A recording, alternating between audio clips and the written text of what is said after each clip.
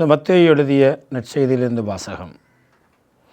அதிகாரம் 2, திருவசனங்கள் 13 தொடக்கம் 15, 19 தொடக்கம் 23. ஞானிகள் திரும்பி சென்றபின் ஆண்டவருடைய தூதர் யோசேப்புக்கு கனவில் தோன்றி, இறந்து குழந்தையும் அதன் தாயையும் கூட்டிக் கொண்டு எகிப்துக்கு ஓடி செல்லும். நான் உமக்கு சொல்லும் வரை அங்கேயே இரும், ஏனெனில் குழந்தையை ஏரோது கொல்வதற்காக தேடப்போகிறான் என்றார். யோசேப்பு எழுந்து குழந்தையும் அந்த தாயையும் கூட்டிக் கொண்டு இரவிலேயே எகிப்துக்கு புறப்பட்டு சென்றார். ஏரோது இறக்கும் வரை அங்கே இருந்தார். இவ்வாறு எகிப்திலிருந்து என் மகனை அழைத்து வந்தேன் என்று இறைவாக்கின் வாயிலாக ஆண்டவர் கூறியது நிறைவேறியது. ஏரோது காலமானதும் ஆண்டவருடைய தூதர் எகிப்தில் யோசேப்பு கனவில் தோன்றி, நிரழுந்த குழந்தையும் அதன் தாயையும் கூட்டிக் கொண்டு இஸ்ராயேல் நாட்டுக்கு செல்லும், ஏனெனில் குழந்தையின் உயிரை பறிக்க தேடியவர்கள் இறந்து போனார்கள் என்றார். எனவே யோசேப்பு எழுந்து குழந்தையும் தாயையும் கூட்டிக் கொண்டு இஸ்ராயேல் நாட்டிற்கு வந்து சேர்ந்தார். ஆனால் யூதேயாவில் அக்கிலா தன் தந்தைக்கு பின் அரசாள்வதாக கேள்விப்பட்டு அங்கே போக அவர் அஞ்சினார். கனவில் எச்சரிக்கப்பட்டு கலிலேயா பகுதிகளுக்கு புறப்பட்டு சென்றார். அங்கு அவர் நாசரேத்து எனும் ஊருக்கு சென்று அங்கே குடியிருந்தார். இவ்வாறு நசரேயன் என அழைக்கப்படுவார் என்று இறைவாக்கினர்கள் உரைத்தது நிறைவேறியது. இது கிறிஸ்து வழங்கும் நற்செய்தி. கிறிஸ்துவே உமக்கு புகழ். உடந்த குழந்தைகளை மனிதர்களை திருத்துவதை விட உறுதியான பிள்ளைகளை உருவாக்குவதே இலகுவானது. ஆண்டவன் இயேசுவில் அன்பார்ந்தவர்களே, இன்று நாங்கள் திருக்குடும்ப பெருவிழாவை கொண்டாடுகிறோம். இந்த உலகத்திலே கிறிஸ்மஸுக்கு காரணமாக இருந்த, இந்த உலகத்திலே மீட்பரை இந்த உலகத்திலே பிறக்க வைத்த ஒரு உன்னதமான புனித திருக்குடும்பத்தை, அதனுடைய விழாவை நாங்கள் இன்று கொண்டாடுகிறோம். அதற்கு விழா எடுக்கின்ற இந்த வேளையில் இந்த விழாவானது எங்கள் ஒவ்வொருவருடைய குடும்பங்களுடைய விழா.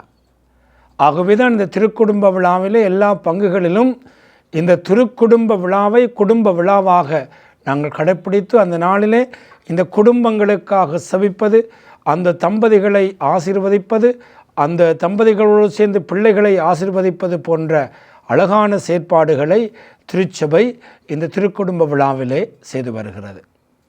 ஏனென்றால் குடும்பம்தான் ஒரு திருச்சபையினுடைய ஒரு முக்கியமான அழகாக இருக்கிறது.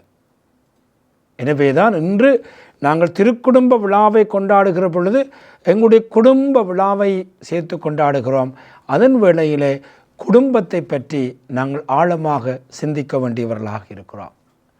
முன்னைய காலங்களை விட இன்று குடும்பங்களை பற்றி மிகவும் அவதானமாக சிந்திக்க வேண்டியவர்களாக இருக்கிறோம். ஏனென்றால் எங்களுடைய தளங்கள், எங்களுடைய களங்கள் பயங்கரமானதாக இருக்கின்றன. அண்மையிலே கொழும்பிலே இந்த இலங்கையில் இருக்கின்ற சிறைச்சாலைகளுக்கு பொறுப்பாக இருக்கின்ற ஆணையாளர் ஒரு தகவலை வெளியிட்டார். அந்த தகவல் எங்களுடைய மனங்களை பதற வைக்கின்ற ஒரு தகவல். அவர் சொல்லுகிறார், கொழும்பிலே இருக்கின்ற பாடசாலைகளிலே மாத்திரம் 2,30,000க்கும் மேற்பட்ட மாணவர்கள் இந்த போதை வஸ்தினால் பாதிக்கப்பட்டிருக்கிறார்கள். இந்த இலக்கத்தை நாங்கள் சிந்தித்து பார்க்கணும். கொழும்பு மாவட்டத்தில் இருக்கின்ற பாடசாலைகளிலே மாத்திரம் 2,30,000க்கும் மேற்பட்ட மாணவர்கள் போதை வஸ்தினால் பாதிக்கப்பட்டால், இலங்கை முழுவதும் இருக்கின்ற பாடசாலைகளில் இருக்கின்ற பிள்ளைகளுடைய அந்த தொகையை எடுத்து பார்த்தால் நாங்கள் நிற்க முடியாத தொகையிலே நாங்கள் இருக்கிறோம். அப்படி என்றால் இன்றைக்கு எங்களுடைய குடும்பங்கள் எவ்வளவு முக்கியம் என்பதை இதை வெளிப்படுத்துகிறது. இன்று காலை செய்தியை கேட்கிற பொழுது கூட யாழ்ப்பாணத்திலே 10 பேர் விதமான போதை வஸ்துக்களோடு கைது செய்யப்பட்டிருக்கிறார்கள். அதிலே ஒருவர் 17 வயதுடைய மாணவர் என்கின்ற செய்தி இன்று இந்த யூடியூப் வலைத்தளங்களிலே காலை செய்தியாக ஒளிபரப்பிக் கொண்டிருக்கிறது. ஒருவர் இந்த 17 வயது மாணவர். அப்படி என்றால் எங்களுடைய சமூகம் எவ்வளவு பயங்கரமாக மாறிக்கொண்டிருக்கிறது என்பதை நாங்கள் ஆழமாக சிந்தித்து பார்க்க வேண்டும். அண்மையில் ஒரு குருவானவர் சொல்லுகிறார், ஒரு தாய் தன்னுடைய பங்கு ஆலயத்திலே வந்து தினமும் கண்ணீர் வடித்து கொண்டிருப்பாள். ஒரு நாள் அந்த தாயோடு பேசிய பொழுது அந்த தாய் என்ன சொல்லுகிறார் என்றால், ஃபாதர், நான் ஒவ்வொரு நாளும் வந்து இந்த கோயிலில் மன்றாடுகிறேன், இந்த கோயிலுடைய புனிதரை பார்த்து மன்றாடுகிறேன், என்னத்துக்காக மன்றாடுகிறேன் என்றால், ஆண்டவரே என்னுடைய பிள்ளை எடுத்துக்கொள்ளும், எனக்கு இந்த பிள்ளை வேண்டாம். என்னவாறு அவன் குடிக்கில் போயிட்டான், பொது வஸ்துக்களை போயிட்டான், பலவிதமான பிரச்சனைகளுக்குள்ளே போய்விட்டான். அது மாத்திரமல்ல, இன்றைக்கு அவன் வீட்டில் வந்து அதை உடைச்சி பெரிய அட்டாசம் பண்ணுகிறான். என்னால் இயலாது, அந்த பிள்ளையை நீர் எடுத்துக்கொள்ளும் என்று ஆண்டவரை பார்த்து செபிக்கின்றவர்கள் இன்று கூடிக்கொண்டு போகிறார்கள். ஒரு தாய் ஒரு போலீஸ் ஸ்டேஷனுக்கு கொண்டு போய் ஒரு பிள்ளையை விட்டு சொல்கிறான், எனக்கு இந்த பிள்ளை வேண்டாம், இந்த பிள்ளை எங்கேயாவது அனுப்புங்கள், திருந்தி நல்லதாக வந்தால் கொண்டு வந்தார்கள், அல்லது இந்த பிள்ளை வேண்டாம். எந்த ஒரு தாயும் தன்னுடைய பிள்ளை வேண்டாம் என்று சொல்லப் போவதில்லை. ஆனால் அப்படி ஒரு காலகட்டம் இன்று சமூகத்தில் ஏற்பட்டு கொண்டிருக்கிறது என்றால், அப்படியான ஒரு காலகட்டத்திலே தான் நாங்கள் இன்றைக்கு வாழ்ந்து கொண்டிருக்கிறோம். அப்படி என்று சொல்லுகிற பொழுது, இன்று திருக்குடும்ப விழாவிலே இந்த குடும்பத்தை பற்றி நாங்கள் ஆழமாக சிந்திக்க அழைக்கப்படுகிறோம். ஒரு அறிஞன் சொல்லுகிறான், வளர்ந்த விற்பாடு ஒரு பிள்ளையை திருத்துவதை விட சிறு வயதிலே அந்த பிள்ளையை ஒரு வலிமையான பிள்ளையாக, நல்ல பிள்ளையாக வளர்ப்பது இலகு. அது ஆழமாக நாங்கள் இன்னும் யோசித்து பார்க்கிற பொழுது, ஒரு பிள்ளை குடும்பத்திலே வளர்ந்து தீய பழக்கங்களை எல்லாம் பழகிய பிற்பாடு அதை திருத்துவது என்பது ஒரு பிள்ளையை ஆரம்பத்திலேயே பெற்றோர்கள் பொறுப்போடு நல்ல பிள்ளையிலே வளர்ப்பது இலகுவானது, அது திருத்துவது கடினமானது என்று சொல்லுகின்றார். ஆகவே தான் இன்றைக்கு இந்த பெருவிழாவிலே நாங்கள் இந்த குடும்பத்தில் பல விடயங்களை பற்றி பேசலாம். கணவன் மனைவி உறவை பற்றி பேசலாம், பிள்ளைகளுடைய பொறுப்பை பற்றி பேசலாம், கன விடயங்களை பற்றி பேசி நாங்கள் நீண்ட நேரம் பேசலாம். ஆனால் இன்று நான் ஆழமாக சிந்திக்க விரும்புகின்ற ஒரு விடயம் என்னவென்றால், பிள்ளை வளர்ப்பு. பிள்ளை வளர்ப்பு. ஆகவேதான் திருச்சபை சொல்லுகிறது, பிள்ளைகளை பெறுவது மாத்திரமல்ல, அவர்களை வளர்ப்பது பெற்றோருடைய கடமை. Procreation and education. ப்ரோக்ரியேஷன் என்றால் பிள்ளையை பெறுறது, எஜுகேஷன் என்றால் பிள்ளையை வளர்ப்பது. அது பள்ளிக்கூட படிப்பு மாத்திரமில்லை. ஒரு பிள்ளை ஒரு பிள்ளையாக வாழ்வதற்கு, தன்னுடைய எதிர்காலத்தை மாற்றுவதற்கு உரிய படிப்பை அந்த பெற்றோர் கொடுக்க வேண்டும். ஒரு அறிஞர் சொல்லுகின்றார், ஒரு பிள்ளையினுடைய 90% உருவாக்கம் எங்கே தொடங்குகிறதுனால் குடும்பத்தில். 10% பாடசாலைகளிலும் திருச்சபையிலும் நடைபெறுகிறது என்று சொல்லுகிறார். 90% இந்த உருவாக்கம், formation of the children takes place in the family. ஒரு ஆச்சரியமாக இருக்கிறது. ஒரு பிள்ளையினுடைய 90% என்றால் ஒரு குடும்பம் எவ்வளவு முக்கியம் என்பதை நாங்கள் சிந்தித்து பார்க்க முடியும். ஆப்ரஹாம் லிங்கன் சொல்லுவார், all that I am and hope to be I owe to my angel mother. Abraham Lincoln அமெரிக்காவுடைய 16வது ஒரு ஜனாதிபதியாக தெரிவு செய்யப்பட்டார். தன்னுடைய வாழ்க்கையிலே அவர் சொல்லுவார், ஒரு கட்டத்திலே தன்னுடைய தாயினை சொல்லுகிறார், அதாவது all that I am hope to be I owe to my angel mother. இன்றைக்கு நான் இருக்கிற இந்த இருப்பு, நான் எப்படி இருக்கிறேன் என்பது, எதிர்காலத்தில் நான் எப்படி உருவாகப் போகிறேன், எதிர்காலத்தில் எப்படி வரப்போகிறேன் என்பதையும் நான் சிந்திக்கிற பொழுது, இதற்கெல்லாம் உரிமையாளர், சொந்தக்காரி, என்னுடைய தேவதை போல் இறைவனால் கொடுக்கப்பட்ட என்னுடைய தாய் என்று சொல்லுகிறார். இந்த தாய் எப்படி என்னை வளர்த்தார் என்று சொல்லுகிறார். கெண்டக்கியிலே ஒரு சின்னிய ஒரு அறையிலே தான் இந்த குடும்பம் வாழ்ந்து கொண்டது. இவருடைய சகோதரியும் பெற்றோர்களும் வாழ்ந்து கொண்டிருந்தார்கள். ஆனால் அந்த தாயை பற்றி ஆபிரகாம் லிங்கன் சொல்லுகிற பொழுது சொல்லல், ஒவ்வொரு நாளும் எங்களுடைய தாய் வேதாகமத்தை எங்களுக்கு வாசித்து காட்டுவார். வேதாகமத்தை என்னுடைய தாய் எனக்கு வாசித்து காட்டுவார். ஒவ்வொரு நாளும் விடாமல் வாசித்து காட்டுவார். எப்படி என்று சொன்னால், ஒரு பாடசாலையில் ஒரு டெக்ஸ்ட் புக் இருக்கிறதோ, நாங்கள் ஒரு பாடசாலையை போனால் கணிதத்துக்கு ஒரு டெக்ஸ்ட் புக் இருக்கும், அங்கே ஆங்கிலத்துக்கு ஒரு டெக்ஸ்ட் புக் இருக்கும், எல்லாம் டெக்ஸ்ட் புக் இருக்கும். ஆனால் என்னுடைய குடும்பத்திலே என்னுடைய வாழ்க்கை பாடம், என்னுடைய குடும்பத்திலே நான் கற்றுக்கொள்வதற்கு என்னுடைய தாய் வைத்திருந்த டெக்ஸ்ட் புக், வாழ்க்கைக்கான டெக்ஸ்ட் புக் எதுவென்றால் வேதாகம் என்று சொல்லுகிறார். அந்த தாய் ஒவ்வொரு நாளும் அதை இணைத்து வாழ்க்கினார். அது மாத்திரமல்ல, என்னுடைய தாய் யாருக்கெல்லாம் தேவை இருக்கிற பொழுதோ அந்த இடத்துக்கு சென்று அந்த தாய் உதவி புரிந்து அப்படியான ஒரு பண்பு மிக்க வாழ்வை எங்களுக்கு தந்தார். ஆகவேதான் நான் இப்பொழுது இருப்பது, நான் எதிர்காலத்தில் உருவாகப் போவதெல்லாம் அதுக்கெல்லாம் சொந்தக்காரர், அதுக்கெல்லாம் உரிமையாளர் யார் என்றால் தேவதை போல் இறைவன் எனக்கு கொடுக்கப்பட்ட ஒரு தாய் என்று சொல்லுகிறார். அன்பார்ந்தவர்களே, இன்றைக்கு எங்களை குடும்பத்தில் இருக்கிற பிள்ளைகள் எங்களை பற்றி அப்படி சொல்லிவிடமா? தாய் தகப்பனை பற்றி நான் இப்பொழுது இருப்பதும் எதுவாக வருவதும் இறைவனால் தேவதைகள் கொடுக்கப்பட்ட என்னுடைய தந்தை காரணம், தேவதைகள் கொடுக்கப்பட்ட தாய் காரணம் என்று சொல்ல முடியும் என்றால், உண்மையிலே ஒரு பெற்றோர்கள் தங்களுடைய பணியை மிக அழகாக செய்கிறார்கள். ஆகவே தான் அன்பார்ந்தவர்களே, இன்றைக்கு நாங்கள் இந்த அழகான திருவிழாவிலே நாங்கள் சிந்தித்து பார்க்க வேண்டும், எங்களுடைய குடும்பத்திலே உருவாக்கம் இருக்கிறதா?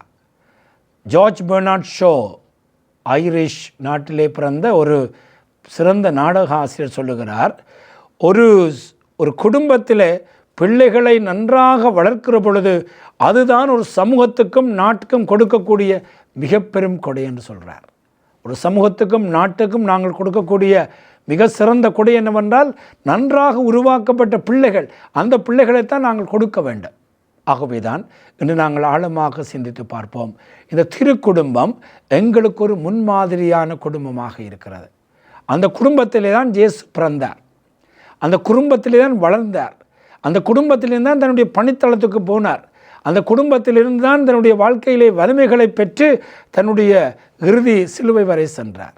ஆகவே தான் இந்த வேதாகமம் சொல்லுகிறது, இயேசு பாலன் வளர வளர அறிவிலும் ஞானத்திலும் வளர்ந்து கடவுளுக்கும் மனிதனுக்கும் உகந்தவரானார்.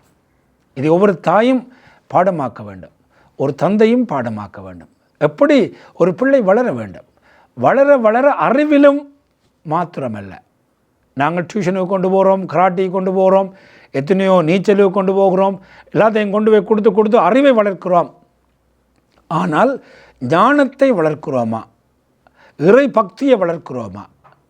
நாங்கள் சிந்தித்து பார்க்க வேண்டும். என்னுடைய பிள்ளை வளர்கிற பொழுது இயேசுபாலனைப் போல அறிவிலும் ஞானத்திலும் வளர வேண்டும். அது மாத்திரமல்ல, அந்த பிள்ளை கடவுளுக்கும் மனிதனுக்கும் உகந்த பிள்ளையாக இருக்க வேண்டும். நான் ஒவ்வொரு நாளும் எங்களுடைய பிள்ளையை பார்க்க வேண்டும். இந்த பிள்ளை கடவுளுக்கு வந்த பிள்ளையாக இருக்கிறதா? கோயிலுக்கு வருகிறதா? இந்த பிள்ளை மனுஷனுக்கு வந்ததாக இருக்கிறதா? தெருவிலே போகிற பொழுது நல்ல பணிகளை செய்கிறதா என்று நாங்கள் ஒவ்வொரு நாளும் பார்க்க வேண்டும் என்பாதவர்களே. எனவேதான் இன்றைக்கு எங்களுக்கு ஒரு முன்னுதாரணமாக சூசையையும் மரியாளையும் ஒரு தாயாக தந்தையாக குடும்பத்தை தருகின்றார்கள். இன்றைய நற்செய்தி வாசகத்தை நாங்கள் எடுத்து பார்க்கிற பொழுது அன்பார்ந்தவர்களே, ஒரு அழகான நற்செய்தி வாசகம் எப்படி இருக்கிறது என்றால், சூசியப்பரை பற்றி சொல்லுகிறது. சூசியப்பரை பற்றி திரும்ப 3 தரம் கடவுள் அவர் கனவிலே தோன்றுகிறார். கனவிலே தோன்றுகிற பொழுது சொல்லப்படுகின்ற விடயம் என்னவென்று சொன்னால், நீ எழுந்து உன்னுடைய குழந்தையையும் தாயையும் கூட்டிக்கொண்டு, குழந்தையும் தாயையும் கூட்டிக்கொண்டு, குழந்தையும் தாயையும் கூட்டிக்கொண்டு, குழந்தையும் தாயையும் கூட்டிக்கொண்டு 4 முறை இது வருகிறது. இதில் அப்படி என்றால் ஒரு குடும்பத்திலே இருக்கின்ற குடும்ப தலைவனுடைய பணி என்ன? அந்த குடும்பத்திலே ஒரு குடும்ப தலைவன் தன்னுடைய தாயையும் தன்னுடைய மனைவியையும் பிள்ளையையும் பராமரிப்பது தான். நல்ல தந்தை ஒரு குடும்பத்துக்கு தேவைப்படுகிறார்கள். ஜோசப் ஒரு நல்ல ஒரு தந்தையாக இருந்தார். ஒவ்வொரு முறையும் கனவிலே தோன்றுகிற பொழுது ஆண்டவர் என்ன சொல்லுகிறார்? உன்னுடைய பணி தான், குழந்தையும் தாயையும் கூட்டிக்கொண்டு போ, குழந்தையும் தாயையும் பராமரித்துக்கொள். அதுதான் கணவனுடைய மிக சிறந்த ஒரு சிறப்பஞ்சாம் இருக்கிறது. இந்த பதுளை பாடலை பார்க்கிறோம், ஆண்டவருக்கு அஞ்சி அவர் வழி நடப்போர் பேர் பெற்றோர். அப்போ ஒரு தந்தை கடவுளுக்கு அஞ்சி நடக்க வேண்டும். சங்கீதம் 21 மிக மிக அழகான ஒரு சங்கீதம். அது குடும்ப சங்கீதம். ஒவ்வொரு நாளும் குடும்பத்திலே சொல்லப்பட வேண்டிய ஒரு சங்கீதம். ஆண்டவர் சொல்லுகிறார், ஆண்டவருக்கு அஞ்சி அவர்கள் வழி நடக்கிற ஒரு தகப்பனுக்கு, ஒரு தந்தைக்கு மிக பெரும் அருள் கிடைக்கும். அது எப்படி என்றால், உன்னுடைய இல்லத்திலே உன்னுடைய துணைவியார் கனிதரும் திராட்சை கொடியோடு இருப்பார். திருத்தந்தை பிரான்சிஸ் அவர்கள் அமோரஸ் லெட்டிசியா என்ற அந்த திருமடலில் இதை வைத்து ஒரு அழகான அதிகாரத்தை எழுதுகிறார். அவர் சொல்கிறார், ஒரு மாலை வேளையில் இப்படியான குடும்பத்துக்குள்ளே போனால் எப்படி இருக்கும் என்றால், அங்கே தந்தை ஒரு நடுவில் அமர்ந்திருப்பார், மனைவி அமர்ந்திருப்பார், அவர்கள் பிள்ளைகள் அமர்ந்திருப்பார்கள், இரவு உணவை அருந்துவார்கள். அப்படி அருந்துகின்ற பொழுது அங்கே ஒரு ஆன்மீக வாசனை வீசும். அங்கே இருக்கிற தந்தையை பற்றி நாங்கள் பார்க்கிற பொழுது அவர் கடவுளுக்கு அஞ்சி அவருடைய வழி நடக்கிற ஒரு தந்தை. அப்படியான ஒரு தந்தைக்கு ஒரு நல்ல கொடை கொடுக்கப்பட்டிருக்கிறது. அங்கே ஒரு மனசு இருப்பா, அவள் திராட்சை கொடியை போல இருப்பா, கனிதருகின்ற திராட்சை கொடியை போல இருப்பா. சாதாரண திராட்சை கொடி அல்ல. ஒரு தாய், இப்படியான ஒரு கணவனை கொடுக்கப்படுகிற தாய் கனிதருகின்ற திராட்சை கொடி, அந்த குடும்பத்திலே கனியாக கொடுத்து கொண்டே இருப்பார். அந்த பிள்ளைகளை பார்க்கிற பொழுது ஒலிவக்கிளைகளைப் போல அந்த பிள்ளைகள் இருப்பார்கள் என்று சொல்லப்படுகிறது. இப்படியான ஒரு தாய் தகப்பன், கடவுளுக்கு பயந்த ஒரு தாய் தகப்பன் இருக்கிற பொழுது அவருக்கு இந்த குடும்பத்திலே அழகான ஒரு மனைவி, பிள்ளைகள் கிடைக்கும் என்று சொல்லப்படுகிறது. அமெரிக்காவிலே ஒரு பாடசாலையிலே ஒரு குழந்தை அந்த பள்ளிக்கூட ஆலோசகரிடம் போய் தன்னுடைய அனுபவங்களை பகிர்ந்து கொள்ளுகிற பொழுது ஒரு சுவையான சம்பவத்தை பகிர்ந்து கொள்ளுகிறது. என்றால் அந்த குடும்பத்திலே ஒவ்வொரு நாளும் தந்தை 7:45 வேலைக்கு போயிடுவார். ஆனால் வேலை 9 மணிக்கு துவங்குகிறது. அப்போ இந்த தகப்பனை பார்த்து பிள்ளை கேட்குது, அப்பா 8 மணிக்கு தானே நீங்கள் 9 மணிக்கு தானே வேலை, 7:45 போகிறீங்கன்னு சொன்ன பொழுது தகப்பன் சொன்ன பதில் இந்த பிள்ளையினுடைய வாழ்க்கையிலே ஆழமாக பதிந்தது. அந்த பிள்ளை அவருக்கு தகப்பன் சொல்கிறார், கொஞ்ச நாளாக எனக்கு ஞாயிற்றுக்கிழமை பூசைக்கு போக டைம் கிடைக்கல, ஆனபடியால் நான் இப்போ அதுக்கு பதிலாக நான் இப்பொழுது நாள் பூசைக்கு போய் கொண்டிருக்கேன், வசதி வாய்க்கிற பொழுது ஞாயிற்றுக்கிழமை பூசை போவேன். அப்பொழுது அந்த பிள்ளை சொல்லுகிறது, என்னுடைய அப்பாவுடைய நேர்மை என்னை கவர்ந்தது. அவர் சொல்லவில்லை, நான் இப்பொழுது ஞாயிற்றுக்கிழமைக்கும் போய் நாள் பூசைக்கும் போகிறேன், நான் ஒரு திறமான நாள் அப்படின்னு அவர் கதைக்கவில்லை. நேர்மையாக சொன்னார், கொஞ்சம் ஞாயிற்றுக்கிழமை பூசை போக முடியவில்லை, ஆகவே இப்பொழுது நான் இந்த நாள் திருப்பலிக்கு போகிறேன். அன்றிலிருந்து அந்த பிள்ளையும் நாள் திருப்பலிக்கு போக தொடங்குது. என்றால் நாள் திருப்பலிக்கும் போய் ஞாயிறு திருப்பலிக்கும் போகணும், நல்ல பிள்ளையாக வளர வேண்டும் என்று. இதுதான் பிள்ளைகள் பெற்றோரிடம் என்று எதிர்பார்ப்பது. ஆகவே அன்பார்ந்தவர்களே, இன்றைக்கு இந்த பெருவிழாவிலே, இந்த திருக்குடும்ப பெருவிழாவிலே நாங்கள் ஆண்டவருடைய பிள்ளைகளாக வளர்ப்போம். இந்த இனச்சட்ட நூல் 6ஆம் அதிகாரம் 6 தொடக்கம் சொல்லுகிறது, இன்று நான் உனக்கு கட்டளையும் இந்த வார்த்தைகள் உள்ளத்தில் இருக்கட்டும், நீ அவற்றை உன்னுடைய பிள்ளைகளின் உள்ளத்தில் பதியுமாறு சொல். உன் வீட்டில் இருக்கும் போதும், உன் வழிப்பயணத்தின் போதும், நீ படுக்கும் போதும், எழும்பும் போதும் அவற்றை பற்றி பேசு. இறை வார்த்தை தான் எங்களுடைய பிள்ளைகளை உருவாக்கும் என்பார்களே. நீ வெளியில் போகும் பொழுதும், உள்ளுக்கு இருக்கிற பொழுதும், நீ படுக்கின்ற பொழுதும், எழும்புகின்ற பொழுதும் அதை பற்றி பேசு. நாங்கள் இதை பற்றி குடும்பத்திலே பேசி கொண்டிருக்கிறோம். ஆபிரகாம் லிங்கனுடைய தாய் ஒவ்வொரு நாளும் இறைவார்த்தையை வாசித்து பிள்ளைகளை உருவாக்கினார். வறுமையிலும் கஷ்டத்திலும் அவர் 16வது ஜனாதிபதியாக அமெரிக்காவில் வந்திருக்கிறார். அவர் சொல்லுகிறார், இன்றைக்கு நான் இப்படி இருப்பது என்னுடைய பெற்றோர் நான் சொல்லுகிற பொழுது அதைவிட பெருமை இருக்க முடியாது. ஆகவே தான் பாந்தவர்களே, இன்றைய நாட்களிலே நம்முடைய நாட்டில் இருக்கின்ற கள நிலங்கள் பயங்கரமாக இருக்கின்றன. போதை வஸ்து, குடிபோதை, எல்லா விதமான பிரச்சனைகளும் இருக்கிற பொழுது ஒவ்வொரு குடும்பங்களும் நல்ல பிள்ளைகளை உருவாக்க வேண்டும். ஏனென்றால் திருச்சபைக்கு நாம் கொடுக்கக்கூடிய மிக பெரும் கொடை நல்ல குடும்பங்கள், நாட்டுக்கு கொடுக்கக்கூடிய மிக பெரும் கொடை நல்ல குடும்பங்கள். ஆகவே இவ்வாறான குடும்பங்களை உருவாக்க நாங்கள் முயற்சிப்போம். நாங்கள் உருவாக்கிய குடும்பங்களுக்காக, எங்களை உருவாக்கிய பெற்றோர்களுக்காக, எங்களோடு வாழ்ந்த சகோதரங்களுக்காக இன்று நாங்கள் நன்றி கூறி, நாங்களும் அதை போல எங்களுடைய பிள்ளைகளை உருவாக்க இறை ஆசீர் வேண்டி இன்றைய அழகான பெருவிழாவில் செபிப்போமாக. ஆமேன்.